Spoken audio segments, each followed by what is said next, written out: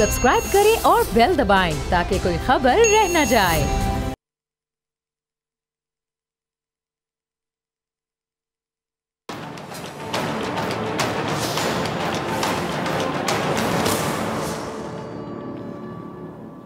अस्सलाम वालेकुम नाज़रीन, मैं हूं डॉक्टर फ़िज़ा अकबर खान और मैं हूं पाकिस्तान और आप देख रहे हैं पाकिस्तान के सबसे बड़े न्यूज़ चैनल का नंबर 1 प्रोग्राम ऐसे नहीं चलेगा। नाज़रीन, जब दो पहलवान आपस में मुकाबला करते हैं तो एक यकीनी तौर पे फतह याब ठहरता है और दूसरा नाकाम हो जाता है, लेकिन इसका हरगिज़ ये मतलब नहीं है कि हारने वाला अच्छा पहलवान ही नहीं है या उसे लड़ना ही नहीं आता। हकीकत क्या है कि मैदान कोई भी हो, हर खिलाड़ी अच्छे से अच्छा खेल पेश करने की कोशिश करता है। कोई कभी नहीं चाहता कि वो हार जाए, हर कोई जीतने की कोशिश करता है, लेकिन जो जीत है वो हर किसी का मुकद्दर नहीं बनती। एक जीतता है, दूसरा हारता है। ये सब मानते हैं कि जीत के साथ हार भी खेल का हिस्सा होती है और अच्छा खिलाड़ी होता ही वो है जो जीतने के लिए जान लड़ा दे, लेकिन अगर फिर भी हार जाए तो दिल बड़ा करके इसे कबूल करे, अपनी गलतियों से सीखे और अगली बार फतह का ताज अपने सर से जा ले। लेकिन इस तब होगा जब वो अपनी गलती से सीखेगा कि आखिर में हारा क्यों, खामी क्या थी। अच्छा, हारने के बाद एक सिचुएशन अक्सर देखने को मिलती है, तकरार। ये बहुत बुरी बात है और इसका नतीजा यकीनी तौर पे अच्छा नहीं निकलता। जब बात ही बुरी है तो नतीजा कैसे अच्छा निकलेगा।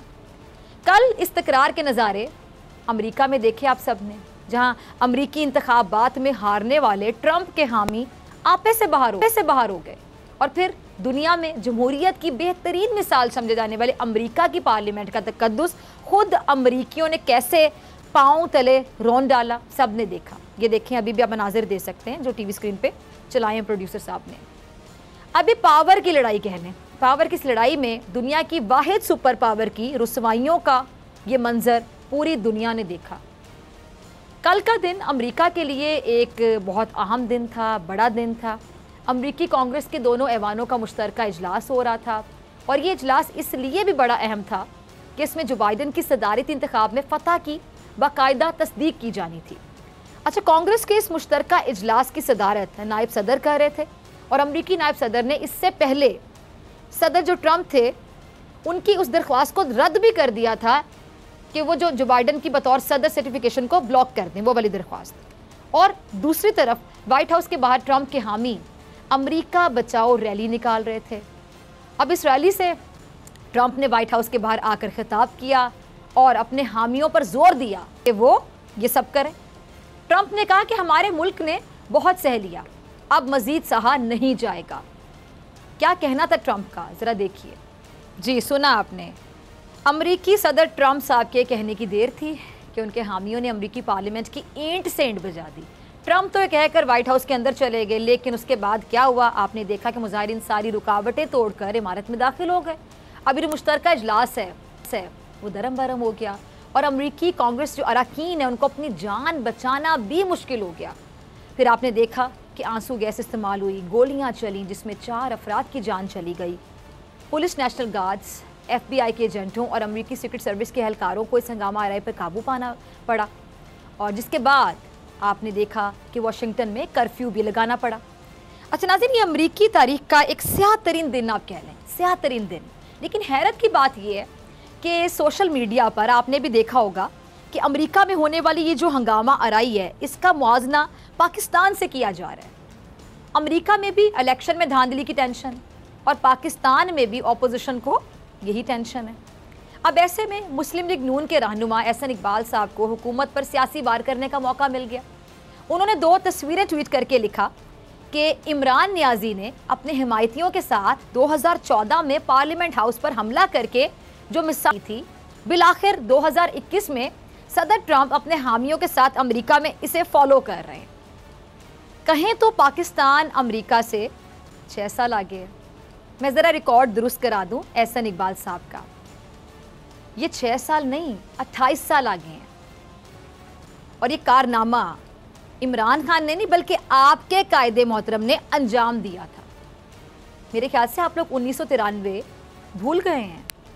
आपको बादाम खाने चाहिए, बादाम शदाम खाया करें ताकि याददाश्त अच्छी रहे, हाफिज़ा मजबूत होता है। लेकिन आपको तो शायद मेरे ख्याल से इस नुस्खे से भी कोई फ़ायदा नहीं होने वाला, क्योंकि आपने आंखों पर जो ऐनक लगा रखी है ना, उसमें आपको अपने कायद का एक कारनामा नजर आ ही नहीं सकता। चलें मैं याद करवाती हूँ आपको, सुनिएगा ज़रा।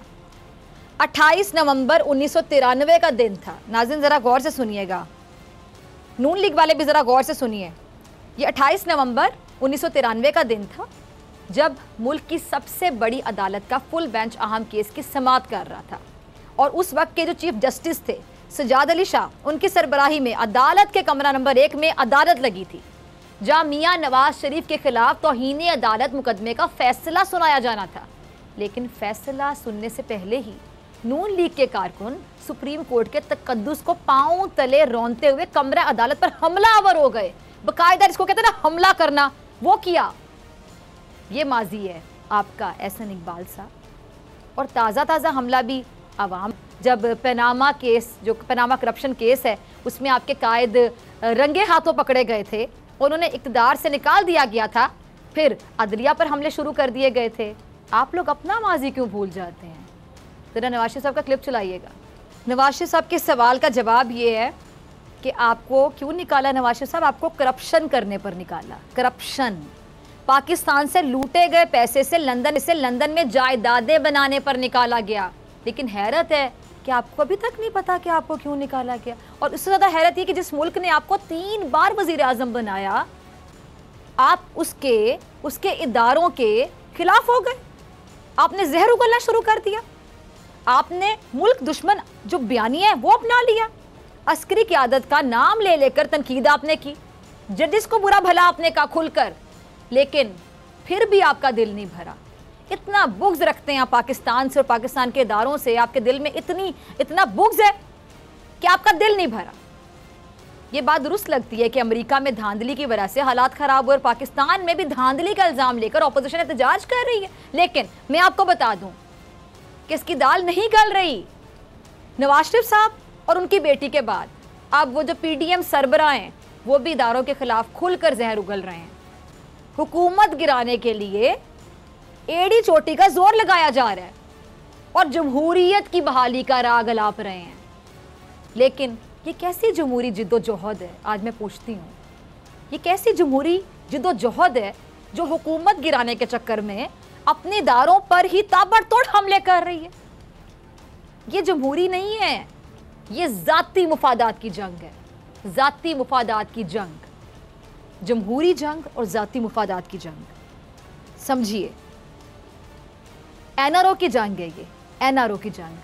कल अमेरिका में जो हुआ यकीनी तौर पे बहुत अफसोसनाक है, लेकिन मैं PDM से कहती हूँ कि इस सारे वाक़ये से ना सबक हासिल करें। जो बाइडन ट्रंप के लाख मुखालिफ सही, लेकिन उन्होंने ट्रंप के इस्तीफ़े का मुतालबा नहीं किया, बल्कि वो बात की जो मुल्क के लिए हो, जो सही मायनों में जमहूरियत के लिए हो। ये होती है जमहूरी रिवायत। क्या कहना था उनका, ज़रा सुनिए। देखा नाज़रीन आपने, अमरीकी पार्लियामेंट पर हमला हुआ, लेकिन सदारती इंतखाब जीतने वाले जो बाइडन फिर भी अपने मुल्क का सोच रहे हैं। ज़रा सोचिए, अपने मुल्क का सोच रहे हैं, जमहूरी रिवायत के लिए फ़िक्रमंद दिखाई दे रहे हैं। इसे कहते हैं जमहूरियत। जमहूर से ना जमहूरियत। और जो भी जमहूरी होगा वो जमहूर के बारे में सोचेगा, जमहूरियत के बारे में सोचेगा। ये लाठी लेकर ना ट्रंप के पीछे नहीं पड़ गए कि सारी खराबियों की जड़ ही वो है और वो जल्द अज जल्द इस्तीफा दे, मुस्ताफी हो, उसका कड़ा एहतसाब किया जाए। ऐसा कुछ नहीं कहा जो बाइडन ने। सीखे इनसे। बड़ा आप जमहूरियत का राग अलापते हैं ना, आप लोग सीखें इनसे। और दूसरी तरफ ये देख लें पाकिस्तान में क्या हो रहा है, जहां ऑपोजिशन को इंतखाबात में धांधली का ख्वाब 2.5 साल बाद आया। इससे पहले शायद लगता था धांधली कहीं छुप कर सोई पड़ी थी, जो ऑपोजिशन की नजर ही नहीं पड़ी। ये धांधली वाली पार्लियामेंट कहते हैं ना, जरा फिर सुनिएगा। ये धांधली वाली पार्लियामेंट है। मैं PDM के सरबराह से पूछती हूँ, बड़े अदब से मेरा सवाल है उनसे, फिर आपने इस धांधली वाली या जाली पार्लियामेंट से सदारती इंतखाब क्यों लड़ा? उस वक्त अगर आप सदारती इंतखाब जीत जाते तो फिर यकीनी तौर पे पार्लियामेंट हलाल करार पाती। और जो धांधली का इल्ज़ाम है, ये यकीनन अपनी मौत आप मर जाता, लेकिन ऐसा हुआ नहीं। इसलिए अब एहतजाजी तहरीक का ढोंग रचाया गया, क्योंकि बात ज़ाती मुफाद की है, लेकिन शोर धांधली का मचाया जा रहा है। तनकीद का निशाना, अफसोस के साथ कहूँगी, कौमी इदारे बन रहे हैं। अवाम को तो समझ ही नहीं आ रही ना कि ऑपोजिशन कहती क्या है, चाहती क्या है, कहती कुछ है, चाहती कुछ है, करती कुछ है। शायद इसीलिए हुकूमत से बात भी नहीं करना चाहती कि वो जो चाहती है वो वज़ीर आज़म देने के लिए तैयार ही नहीं है। वरना वज़ीर आज़म इमरान खान साहब बार बार कह चुके हैं कि वो अपोजिशन से हर मामले पे बात करने के लिए तैयार है सिवाय एक मामले के। देखिए ज़रा क्या कहते हैं खान साहब। ना आपने इमरान खान साहब ने क्या कहा कि पार्लियामेंट बातचीत का फोरम है, और बिल्कुल सही कहा, पार्लियामेंट में बात करें आप। अब जमहूरियत की बात करते हैं, जमहूरियत का पहला तकाजा ये है कि पहली बात है कि इलेक्शन लड़के एक हुकूमत बनी, ये इलेक्टेड प्राइम मिनिस्टर, उनका जब सिलेक्टेड कहते हैं तो फिर यहीं से आप बता देते हैं कि आप लोग कितने जमहूरी हैं। दूसरी बात ये कि आप लोग जब बारियां लेते हैं, आप लोग जब बारियां आपकी जब आती हैं, जब आप लोग आते हैं इलेक्ट होके, तब आप इलेक्टेड हैं, लेकिन जब कोई और इलेक्ट होके आता है तो फिर वो सिलेक्टेड है। मुझे तो आप लोगों की मंतक समझ नहीं आती। या तो आप ये मान लें कि फिर आप लोग भी सिलेक्टेड थे, 3-3 बारियां आप लोगों ने ली, फिर तीनों बारियों में आप लोग भी सिलेक्टेड थे। लेकिन अगर कोई और इलेक्ट होकर आ गया और आप लोगों की जगह कोई और किसी नए बंदे को मौका दे दिया, अवाम ने बार बार बार बार बार बार आप लोगों की बुरी परफॉर्मेंस देखकर कि चले अब नए को मौका दे दिया जाए, नया भी हो जिसने 22 साल जदोजहद की, तो आप कहते हैं वो सिलेक्टेड है। दो चीज़ें क्लियर कर लें नाज़रीन, मैं बार बार कहती हूँ अपने प्रोग्राम में कि या तो फिर अगर आप कहते हैं कि इलेक्शन लड़ने का तरीका पाकिस्तान में ये है कि जो आएगा उस कुर्सी पर सिलेक्ट होकर आएगा, सड़क है, और जो यहाँ से गुजर के जाएगा उस कुर्सी पर सिलेक्टेड है, फिर आप सब भी सिलेक्टेड थे जब आप लोगों को इक़्तिदार मिला, और अगर आप लोग इलेक्टेड थे तो वो सिलेक्टेड कैसे हो गया? क्लियर करें इस बात को। और सही जो फोरम है, बिल्कुल सही, वो कहते हैं पार्लियामेंट है, पार्लियामेंट में बैठें, बात करें, ऑपोजिशन को जो भी मसला है पार्लियामेंट में आकर बात कर सकते हैं। लेकिन असल मसला पता है क्या है कि पार्लियामेंट में आकर असल मसला कैसे हल हो सकता है, क्योंकि असल मसला तो कि NRO, अब NRO को मांगे तो कैसे मांगे पार्लियामेंट में, ये थोड़ा मुश्किल है इनके लिए। इसीलिए इन्होंने सोचा चले PDM तहरीक का नाटक शुरू किया जाए। इस नाटक को शुरू किया गया, फिर इस्तीफे देकर हुकूमत पर दबाव प्रेशर बढ़ाने का शोशा छोड़ा गया। शोशा ही कहते हैं इसे जो छोड़ा गया। लेकिन सियासत के जो माहिर हैं, मुफाहमत के बादशाह, सियासत के मंझे हुए खिलाड़ी आसिफ अली जरदारी साहब, उन्होंने बचा लिया। PDM के मुल्क दुश्मन बयानिए से फासला इख्तियार किया, अक्लमंदी का मुजाहरा किया, समझदारी का मुजाहरा किया, मेचोरिटी का मुजाहरा किया। और ये आसिफ अली जरदारी साहब का ही मशवरा है कि हुकूमत के लिए मैदान खाली ना छोड़ें, इससे तो हुकूमत का कॉन्फिडेंस बढ़ेगा। मुश्तरका उम्मीदवार लाकर सरकार की ताकत तोड़ दें। और आसिफ जरदारी साहब ने ज़िमनी इंतखाबात के लिए प्लान बता दिए। और अंदर की खबर क्या है कि PDM सरबरा ने भी तजवीज़ की हिमायत कर दी है और नवाज शरीफ साहब ने नंबर गेम पूरे करने का मशवरा दिया। अब नाज़रीन, अगर देखा जाए तो सीधा सीधा PDM की जो एहतजाजी तहरीक है उसकी नाकामी का ऐलान है। लेकिन PDM के सरबरा फिर हुकूमत को और इदारों को बड़ी बड़ी धमकियां दे रहे हैं। देखिए सर, PDM के सरबरा का ऐसे कहने पर मुझे एक उर्दू का मुहावरा याद आ गया। क्या मुहावरा है जी? रस्सी जल गई पर बल ना गया। आप हुकूमत को, इदारों को, मुझे समझ नहीं आती कि किस बलबूते पर धमकियां दे रहे हैं। सरेआम खुलेआम आप तड़ियाँ लगा रहे हैं। आप वज़ीर आज़म से इस्तीफे लेने निकले थे ना, अब अपने इस्तीफे इकट्ठे करके बाकायदा ख्वार हो रहे हैं। इसी को कहते हैं ख्वार होना। नए आम इंतखाबात आपका मुतालिबा था, अब ज़िमनी इलेक्शन जीतने के लिए हाथ पाँव मार रहे हैं। कैसे लोग हैं आप लोग? चाहते क्या हैं, करते क्या हैं, समझ नहीं आ रही। सेनेट इलेक्शन के लिए आप लोग हलकान हो रहे हैं। दिसंबर भी गुजर गया, जनवरी भी गुजर जाएगा। लॉन्ग मार्च के लिए मेरे ख्याल से लॉन्ग इंतज़ार करना पड़ेगा। मेरा PDM की आदत को दोबारा एक मशवरा है, जैसे कि मैंने प्रोग्राम के आगाज़ में भी आपको मशवरा दिया, मेरी माने अमेरिका में होने वाले जो वाक़यात हैं ना, उससे सबक सीख लें। और अक्लमंदी भी ये है कि सीख लें सबक। वहाँ ट्रंप के हामियों ने जो किया, जो धावा बोला, उससे कौन सा तीर मार लिया कि जो आपको लगता है कि लॉन्ग मार्च करके आप भी को तीर मार लेंगे, पता नहीं क्या कर देंगे आप। गैर पार्लिमानी रास्ता इख्तियार करने पर ट्रंप के हामियों को अमेरिका ही नहीं बल्कि पूरी दुनिया बुरा भला कह रही है। पूरी दुनिया हुकूमत गिराने के शौक ने अगर नींदें हराम कर रखी हैं तो आप भी पार्लिमानी तरीका इख्तियार कर लें। तरीका तो पार्लिमानी इख्तियार करें ना, हुकूमत के खिलाफ अदम एतमाद की तहरीक लाएं, वरना मेरा मशवरा है कि चुप करके अगले इंतखाबात का इंतज़ार करें। क्योंकि गैर पार्लिमानी तरीका जब अमेरिका जैसी सुपर पावर में कामयाब नहीं हुआ तो यहाँ भी ऐसे नहीं। मिलते हैं ब्रेक के बाद।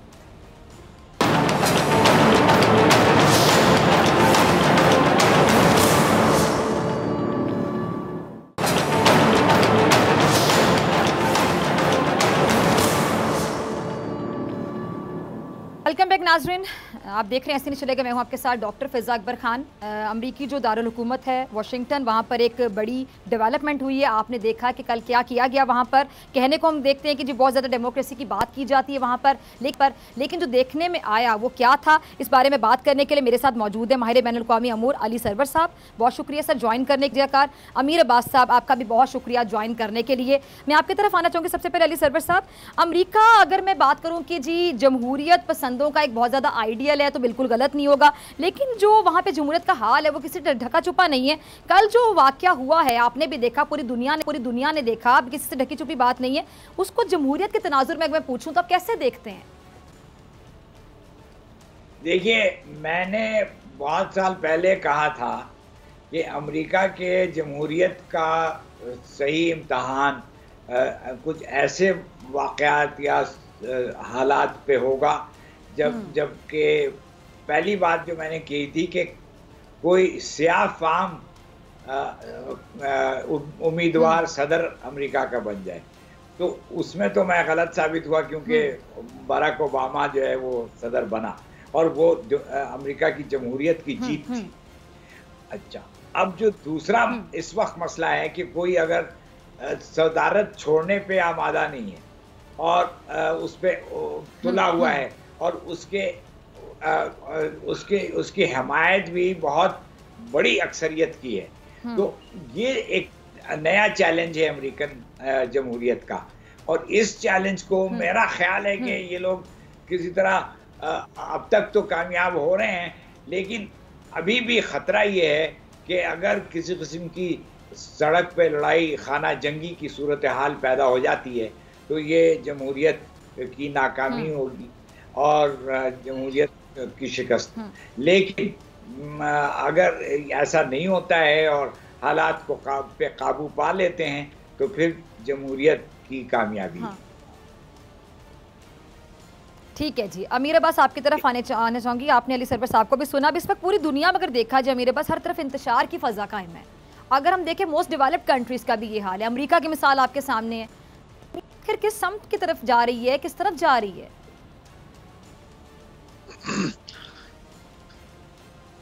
देखिए, अमेरिका को इस वक्त दुनिया की इमामत का एजाज़ हासिल है। वो दुनिया की पॉलिटिक्स की इमामत भी कर रहा है, वो दुनिया की इकोनॉमी की इमामत भी कर रहा है।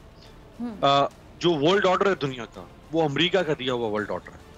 आज इकोनॉमी में कैपिटलिज्म है, वो अमेरिका का दिया हुआ निज़ाम है। आज दुनिया की अमेरिकन वर्ल्ड ऑर्डर है। और फिर जो वुडरो विल्सन जब प्रेसिडेंट बना अमेरिका का, तो उसने जो डेमोक्रेसी मुतारिफ करवाई उसको लिबरल डेमोक्रेसी, यानी उसको विल्सोनियन डेमोक्रेसी भी कहा जाता है। तो आज पूरी दुनिया जिस निज़ाम के ऊपर चलने की कोशिश करती है, जिन नक्शे कदम को फॉलो करने की कोशिश करती है, वो अमेरिका का दिया हुआ निज़ाम है। जो मनाजिर कल से देखे हमने, वो इंतहाई शर्मनाक मनाजिर हैं अमेरिका के हवाले से। 225 साल जो इसकी जमहूरियत की तारीख है, लेट 18th सेंचुरी से लेके अब तक, उसके अंदर इस तरह के मनाजिर बहुत कम हुए हैं। इलेक्शन के हवाले से बात करूं, अदरवाइज तो राइट्स, वायलेंस, मुख्तलिफ वाक़यात होते रहे, लेकिन इलेक्शन के हवाले से आप देखें कि एक बात साबित होती है जो कुछ कल से हो रहा है अब तक, कि अगर आप कमज़र्फ, अगर आप किसी घटिया शख्स को, अगर आप किसी मुफाद परस्त शख्स को, अगर आप किसी खुद गर्ज शख्स को, अगर आप किसी लालची शख्स को इक़्तिदार की कुर्सी पर बिठा देंगे, तो वो शख्स आपकी 250 साल तारीख को भी तबाह बर्बाद कर देने के काफी है। वो शख्स आपकी 250 साल रिवायात को, अक़दार को तबाह कर देने के लिए काफी है। वो शख्स आपके समाज को तोड़ने के लिए काफी है, वो समाज को जोड़ेगा नहीं। लिहाजा ये जो कुछ हुआ अमेरिका के अंदर, ये एक शख्स ने जो फसाद बर्पा किया इलेक्शन के बाद से, नवंबर से लेकर अब तक, अपनी जिद और अपनी अना को बरकरार रखने के लिए, उसने कहा मैं नहीं मानता, उसने कहा मुझे क्यों निकाला, बिल्कुल अपनी हार को नहीं मान रहा वो शख्स। अब नहीं मान रहा। ऐसे ये सारा जो वहां पे लोगों के अंदर उसने इंटॉलरेंस में इजाफा किया। अच्छा, अब आप ये देखें एक और बड़ी जबरदस्त चीज के माजरत हमारे यहाँ, तो आपको नवाज शरीफ साहब नहीं याद आया सब कुछ देखने के बाद मुझे क्यों निकाला? मैं वो नवाज शरीफ साहब का जिक्र करने लगा हूँ कि उनकी तकरीर के ऊपर पाबंदी लगी जी जी, तो यहाँ पे उठना शुरू। आप देखें कि अमेरिका का सदर, दुनिया का ताकतवर तरीन आदमी, और उसके ट्विटर अकाउंट को सस्पेंड कर दिया जाता है। क्यों? क्योंकि कहीं ये वायलेंस को प्रमोट ना करे, सिर्फ शुबे की बुनियाद पर। अभी उसने कुछ ऐसा किया नहीं, शुबे की बुनियाद पर कि कहीं इसको सिस्टम कहते हैं ना, ये होता है सिस्टम, को, निजाम। फसाद को जी कहीं ये शख्स अपने जाती मुफाद के लिए लोगों को उकसाए ना, उस शुबे की बुनियाद पर उसका अकाउंट मुअत्तल कर दिया जाता है। इसका मतलब है कि जो फ्रीडम ऑफ स्पीच या फ्रीडम ऑफ एक्सप्रेशन अच्छा मेरे पास, सॉरी मैं आपकी बात काट रही हूँ, अगर यहाँ पे किसी का ट्विटर अकाउंट इस तरह बंद कर दिया जाए तो वो तो जमहूरियत पे बहुत बड़ा हमला करार दे दिया जाना था कि तो जमहूरियत के ऊपर हमला है। यही हुआ ना जिस वक्त नवाज शरीफ साहब का की तकरीर पर पाबंदी लगी, तो यही हुआ ना, लोगों के पेट में मरोड़ उठना शुरू हो गया। Exactly, वो जमहूरियत पे हमला था बहुत बड़ा। लोगों ने कहा कि लोगों के पेट में मरोड़ उठना शुरू हो गया और लोगों ने कहा कि जी ये तो नवाज शरीफ साहब के साथ बड़ा जुल्म और बड़ी ज्यादती हो गई है। और नवाज शरीफ साहब जो है वो तो जमहूरियत के अलम बरदार हैं, और फ्रीडम ऑफ स्पीच जो है वो नवाज शरीफ साहब की जो है उसको क्यों सैबोटेज करने की कोशिश की गई है। और दुख होता है कि बंदे का नाम इन्होंने जमहूरियत रखा होता है। जी देखें, जो फ्रीडम ऑफ स्पीच है वो सब्जेक्ट टू फ्यू लिमिटेशंस है। फ्रीडम ऑफ स्पीच बेलगाम नहीं होती है। फ्रीडम ऑफ छुतरे छुतरे बेमुहार नहीं है। ये आज अमेरिका जो सारी दुनिया को जमहूरियत का लेक्चर देता है, ये उस अमेरिका ने बता दिया। जब भी कोई शख्स आपके मुल्क में फसाद पैदा करने की कोशिश करेगा, इंतशार पैदा करने की कोशिश करेगा, लोगों को उकसाएगा अपने जाती मुफाद के लिए, रियासत के मुफाद के खिलाफ जाकर, तो उसका गला दबाया जा सकता है। वो अमेरिका का सदर क्यों ना हो, तो फिर पाकिस्तान जैसे मुल्क के अंदर जो है इनके जो हुक्मरान है या यहाँ के जो सियासतदान है, अगर वो कोई ऐसी हरकत करेंगे तो ये क्या पिद्दी का शोरबा। ठीक है, कंक्लूजन यही है अमीर अब्बास के कानून सबके लिए बराबर है, उसूल सबके लिए होते हैं, और निज़ाम बड़ा मैटर करता है कि सिस्टम अगर होगा मजबूत होगा तो ऐसा ही होगा, लेकिन अगर कमज़ोर होगा तो फिर आपके सामने ही है। अच्छा, आपकी तरफ आना चाहूँगी अली सरवर साहब, अमरीकी पार्लियामेंट पर जो हमला करने वाले थे आपने देखा होगा उनमें भारतीय भी थे, क्योंकि भारतीय तिरंगे लिए वो फसादी वहाँ पे शामिल थे, नज़र आ रहे थे। आप कैसे देखते हैं? जी हाँ, ये बहुत बड़ा एक मैं समझता हूँ कि अमेरिका के लिए एक बहुत बड़ा एक चैलेंज है कि ये इस तरह के हालात से निपटना।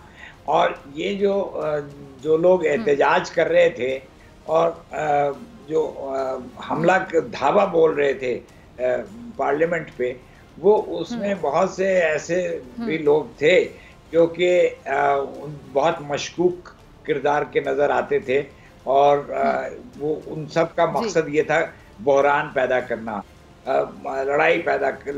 लड़ाई छेड़ना और एक ज़बरदस्ती का एक क्राइसिस क्रिएट करना। मैं समझता हूँ कि ये सही कहा गया है कि ये वहाँ के इंटॉलरेंस की एक तरह की मिसाल है और एक मुजाहरा है। अमेरिका में इंटॉलरेंस बहुत बढ़ गई है, और ये ट्रंप के ज़माने में ही ये हुआ है, क्योंकि सदर ट्रंप जो सदर बने उनमें बहुत सी ऐसी कमज़ोरियां हैं उनके किरदार में कि वो बहुत से बातों में एक गलत रवायत पैदा करने की कोशिश कर रहे थे। अल्लाह का शुक्र है, यानी अल्लाह ताला तो हमेशा देर से उसका इंसाफ होता है लेकिन सही होता है, कि वो अब वो फारिग हो जाएंगे और जो कुछ वो करना चाह रहे थे वो सब नहीं होगा।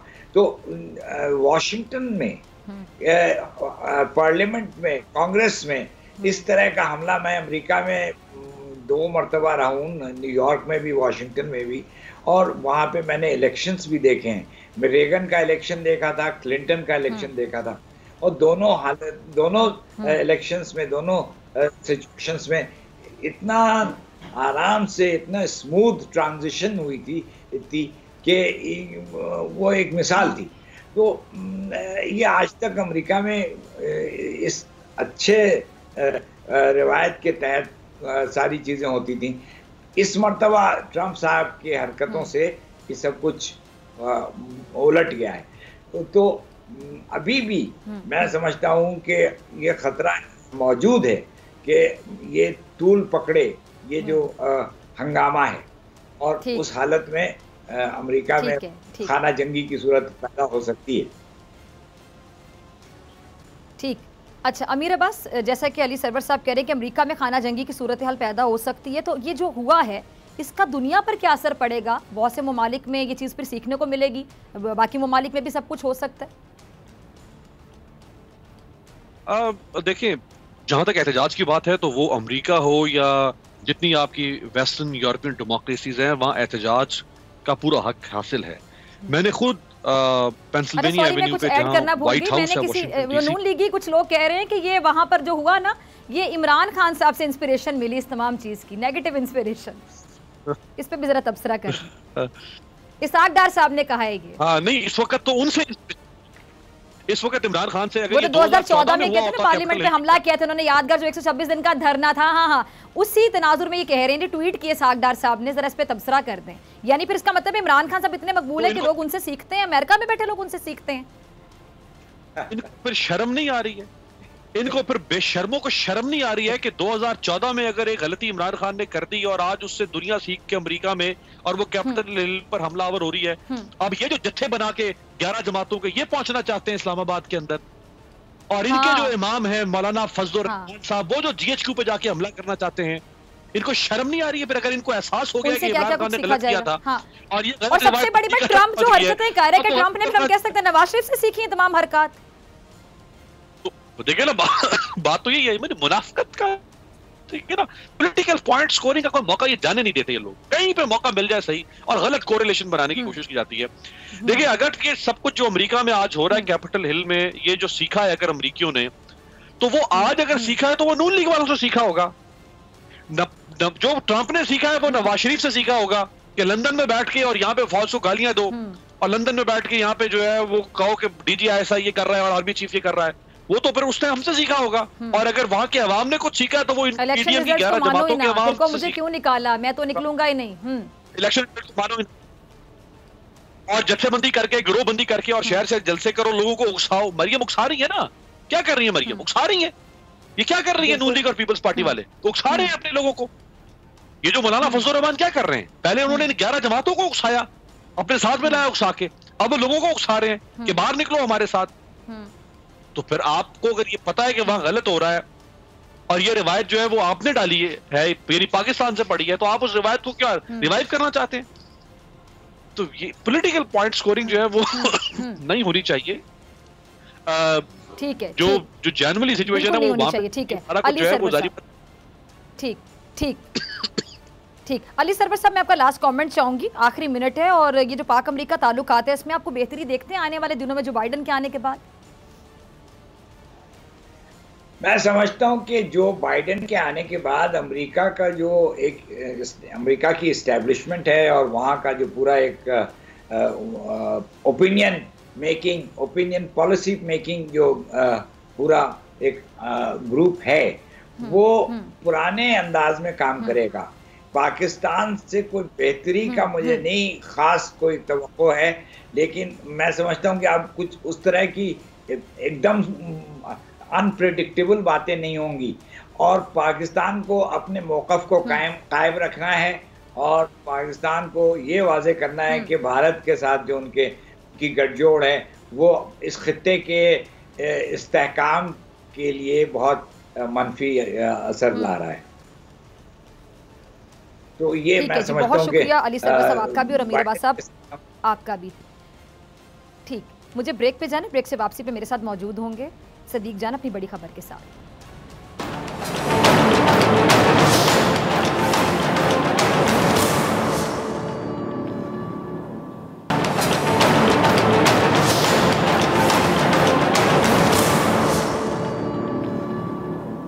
वेलकम बैक नाजरीन, हमेशा की तरह इस सेगमेंट में मेरे साथ मौजूद हैं सदीक जान अपनी बड़ी खबर के साथ। सदीक, सुना है कि नवाज शरीफ साहब की बेटी मरियम नवाज पूरी तरह से वालिद के नक्शे कदम पे चल रही हैं, भारत का नाम लेने से इनकार कर रही हैं, मजीद क्या खबर है आपके पास? जी बिल्कुल, आपने दुरुस्त कहा। आज जब वो लाहौर से क्वेटा के लिए रवाना होने लगी, उस वक्त भी उनसे सवाल किया गया कि क्या आप इस बात को तस्लीम करती हैं न कि बैरूनी हाथ मुलविस है, भारत मुलविस है? तो उन्होंने कहा मेरे पास इस तरह की कोई इतला नहीं है, और भारत के खिलाफ बात करने से उन्होंने गुरेज किया। जब वहाँ पर मुजाहिरीन के पास वो गई, एहतजाज करने वालों के पास गई, तो ज़ाहिर है हम सब दुखी हैं, तकलीफ़ में हैं इस सारे साने के ऊपर, पूरे पाकिस्तान के लोगों की के एहसासात, जज्बात हमदर्दियाँ जो है वो जो लवाहकीन हैं शोधा के उनके साथ हैं। लेकिन मरीम साहबा ने वहाँ जाकर भी बजाय इसके कि वो बात करती वहाँ खड़े होकर के भारत जो है वो मुदाखलत कर रहा है बलूचिस्तान के अंदर, और आप ये देखें कि खुद मोदी खड़े होकर कहता है कि हम बलूचिस्तान में मुदाखलत कर रहे हैं। अजीत दोवल कहता है कि हमें पाकिस्तान के सबसे हसास इलाकों को टारगेट करना होगा और इसलिए हम बलूचिस्तान को टारगेट कर रहे हैं। लेकिन मरीम साहबा ने वहाँ पर खड़े होकर बजाय इसके कि भारत के खिलाफ बात करती, वो रियासत पाकिस्तान को टारगेट करती रहीं। बजाय इसके कि वो दहशतगर्द मोदी को टारगेट करती, वो प्राइम मिनिस्टर पाकिस्तान इमरान खान साहब को टारगेट करती रही। तो आप ये देखें कि ये वही बलूचिस्तान है जहाँ से कुलभूषण को पकड़ा गया था और नवाज शरीफ ने एक मरतबा भी कुलभूषण का नाम नहीं लिया था। बल्कि आपको याद होगा एतजाज एहसन साहब जो है वो कहते थे कि अगर नवाज शरीफ जो है कुलभूषण का नाम ले लें तो उन्होंने चंद लाख रुपए कहे थे कि वो अतिया करेंगे किसी एसोसिएशन के लिए, किसी ये जो वेलफेयर ऑर्गेनाइजेशन हैं उनके लिए। और आप ये भी देखें कि तस्नीम असलम साहिबा ने, हमारे कुलीग हैं सीनियर हैं नकवी साहब, उनको इंटरव्यू दिया था और उसमें तस्नीम असलम साहिबा ने ये बताया था कि नवाज शरीफ ना सिर्फ खुद जो है वो कुलभूषण का नाम नहीं लेते थे बल्कि फॉरेन ऑफिस को भी मना करते थे कि आपने कुलभूषण का नाम नहीं लेना। उस भारत की बिल्कुल उस भारत की मुदाखलत पर मरीम साहिबा बात नहीं कर रही।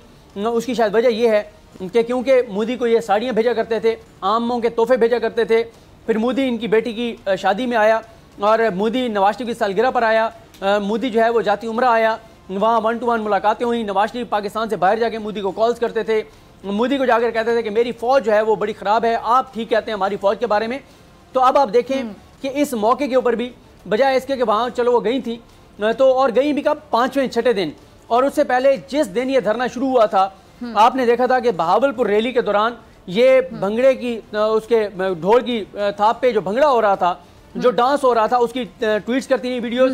बल्कि यहाँ तक कि जब कोयटा में माइनस जो है वो 7, 8 या 9 टेम्परेचर पर वहाँ बैठकर और ख़वातीन और बच्चे और वो जो शोधा की फैमिलीज़ हैं वो वहाँ पर धरने दिए बैठे थे, उस वक्त मरीम साहिबा ने बहावलपुर की एक ट्वीट की थी। वहाँ पर वो पार्टी कर रही थी, वो जो मकामी वो जो मौसीकार हैं बहावलपुर के, वो मौसीकी गा रहे थे और ये वहाँ पर पार्टी कर रही थी। वहाँ पे बारबेक्यू का प्रोग्राम चल रहा था और अब इनको 5वें-6ठे दिन जो है वो इंसानियत याद आ गई है, कोयटा वालों का दुख दर्द याद आ गया है। और आप एक और चीज़ देखें कि अगर इनके अंदर इतनी भी इंसानियत का इनको दर्द है तो जब मॉडल टाउन में 14-16 लोगों को शहीद किया गया था और उनमें 2 खवातीन थी, एक खातून जो प्रेग्नेंट थी उसके जबड़ों में गोलियां मार के शहीद किया गया था, उसकी बेटी बिस्मा अमजद वो पूछती रही कि मेरी माँ का क्या कसूर था, मैं कैसे अपनी माँ के बगैर सोऊंगी। इनके जो एक और इनका घर है मॉडल टाउन वाला, उससे चंद कदम के फासले पर वो जगह थी, लेकिन मरीम साहिबा को उस वक्त इंसानियत याद नहीं आई। इनको हमेशा इंसानियत याद आती है जब ये पोजीशन के अंदर होते हैं या जब इनके मुखालिफिन के खिलाफ माहौल बनाना हो। जब ये खुद इक़्तिदार में थे उस वक्त कितनी बार बलूचिस्तान गई हैं, जब ये इक़्तिदार में थी उस वक्त कितनी बार हज़ारा कम्युनिटी के पास गई हैं। सदीक जान, यानी किसी की तकलीफ, जिस अजियत से वो बेचारे गुजर रहे हैं, इतनी ठंड में वो बैठे हुए, उस अजियत को भी कैश करवाने पहुंच गए ये ऑपोजिशन वाले, किसी की तकलीफ को कैश करवाने चले। बिल्कुल यही तो मैं अपने मकसद बिल्कुल मैं आपको यही अर्ज करूँगी। देखिए बिल्कुल कंट्राडिक्शंस देखें ना, या तो आप उसी दिन आ जाती, आप उस दिन भावलपुर का जलसा कैंसिल करती, आप भावलपुर के लिए कैंसिल करती, या आप और कुछ नहीं कर सकती थी तो आप जो है वो वहाँ पर अनाउंस करती कि ये ढोल बंद करो, ये मौसीकी बंद करो, ये रक्स बंद करो।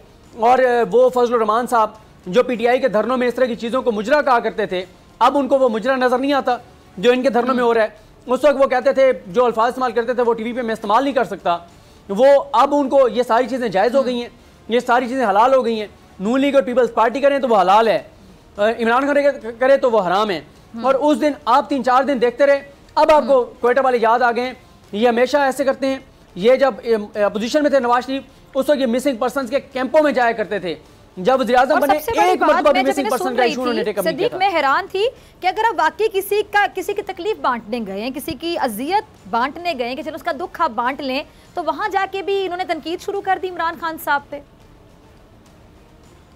मैं ये आपको बता रहा हूँ, आपको ये भी याद होगा जब एक बार कश्मीर के मामले पर, कश्मीर में जब ये मोदी ने उसकी आईनी हैसियत ख़त्म की थी तो उस वक्त एक मुश्तरका इजलास बुलाया गया था कश्मीर के मजालिम पे और जो कुछ कश्मीर में मोदी ने किया था। उस वक्त भी अपोजिशन मोदी की बजाय इमरान खान के खिलाफ नारे लगाती रही थी। उस वक्त भी बजाय इसके कि कश्मीर के शोधा की तस्वीरें ये साथ लेकर आते, ये प्ले कार्ड के तौर पर अपने नैब में गिरफ्तार जो करप्ट लीडर्स हैं उनकी तस्वीरें लेकर आए थे। तो ये जो इस तरह के मौके होते हैं, उस पर एक कौम बनना होता है, इंसानियत की बात करनी होती है, मुल्क की बात करनी होती है, मुल्क के शहरियों की बात करनी होती है। और आप चले इमरान खान पे करें तनकीद, मैं ये भी नहीं कहता, अपोजिशन का काम है हुकूमत वक्त पे तनकीद करना, और इमरान खान साहब पे तनकीद की जा सकती है कि वो क्यों नहीं गए, लेकिन आप वहां पर खड़े होकर मोदी का नाम क्यों नहीं ले रहे? असल सवाल तो ये है, आप एहसान उतार रही हैं, एहसान का बदला उतार रही हैं कि वो क्योंकि आपकी बेटी की शादी में आए थे, तो अब आप उसका नाम नहीं ले रही मोदी का, आप भारत का नाम नहीं लेती, आप अफगानिस्तान से जो लोग बैठ के पाकिस्तान में मुदाखलत करते हैं आप उनकी बात नहीं करते, आप FC के शोधा को सल्यूट नहीं करते, सलाम पेश नहीं करते, आप फौज की कुर्बानियों की बात नहीं करते, आप जब बोलते हैं आप फौज के खिलाफ बोलते हैं। और वो फौजी जो आज भी इस वक्त जब हम बात कर रहे हैं वो कई इलाकों में -10, 11, 12 के ऊपर जो टेम्परेचर है वहां आज भी वो सिक्योरिटी कर रहे हैं, आज भी चेक पोस्टों पे खड़े हुए हैं, आज भी वो ऑपरेशन कर रहे हैं, आज भी वो जाने कुर्बान कर रहे हैं। सदीक, इनका तो एजेंडा ही कुछ और है ना, बात ये वही करेंगे ना जो इनका एजेंडा होगा, बयानिया वही होता है ना जो आपका एजेंडा होता है। जी बिल्कुल, आज उनको चाहिए ये था, आज एक तरह से वाकई हम उनको अप्रिशिएट कर सकते थे, आज वो खड़े होकर कहती कि मेरे वालिद ने मोदी को साड़ियां भेजकर गलत किया था, आमों के टोकरियां भेजकर गलत किया था, मोदी को घर बुलाकर गलत किया था, अजीत दोवल और इन लोगों से मुलाकातें करके गलत किया था, और कुलभूषण का नाम ना लेकर गलत किया था, भारत की जो मुदाखलत है बलूचिस्तान में उसके खिलाफ ना बोलकर गलत किया था, और मोदी से प्यार की पींगें बढ़ाकर गलत किया था। आज वो इतराफ करती हैं, कहती हैं कि हमसे गलतियां हुई हैं, आज माफी मांगती हैं हजारा से, हजारा कम्युनिटी के साथ जो हुआ है उसकी वजह भारत है। एक बड़ी लीडर साबित हो जाती। ठीक है, ठीक है, ठीक है सदीक जान, बहुत शुक्रिया आपकी बड़ी खबर के लिए, तज्जिए के लिए। डॉक्टर को दीजिए इजाजत, आपसे मुलाकात होगी इंशाल्लाह कल सेम टाइम सेम चैनल। अगर जिंदगी ने वफा की, दुआओं में याद रखेगा, अपना बहुत ख्याल रखेगा, अल्लाह ने के बाद।